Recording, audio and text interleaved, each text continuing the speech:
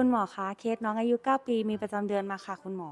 โอ้เคสนี้ค่อนข้างซีเรียสนะคะแล้วก็เสียดายมาช้าไปหน่อยค่ะภาวะหนุ่มสาวก่อนวัยถ้าไม่ได้รับการรักษาตั้งแต่เนิ่นๆปล่อยไว้จนน้องมีประจำเดือนเนี่ยอาจทำให้น้องขาดความมั่นใจรู้สึกแปลกแยกฮอร์โมนที่ออกมานอกจากที่จะส่งผลต่อรูปร่างแล้วอะแน่นอนมันส่งผลต่ออารมณ์จิตใจและความคิดซึ่งอาจจะยังไม่ถึงวัยของน้องตรงเนี้ยอาจเสี่ยงทำให้เกิดการคุกคามทางเพศได้ด้วยค่ะและสุดท้ายเรื่องของความสูงก็อาจจะเตี้ยกว่าที่ควรจะเป็นค่ะวันนี้คุณหมอมีทริคมาแนะนำค่ะอยากให้คุณแม่ช่วยสังเกตลูกสาวนะคะในช่วงวัย6 7 8ปี ถ้าหากว่าน้องเนี่ยมีเต้านมขึ้นก่อนอายุ 8 ปี หรือมีประจำเดือนก่อนอายุ 9 ปีครึ่ง อันเนี้ยถือว่ามีภาวะเป็นสาวก่อนวัยซึ่งเกิดขึ้นได้จากหลากหลายสาเหตุค่ะ แนะนำให้ปรึกษาคุณหมอโดยเร็ว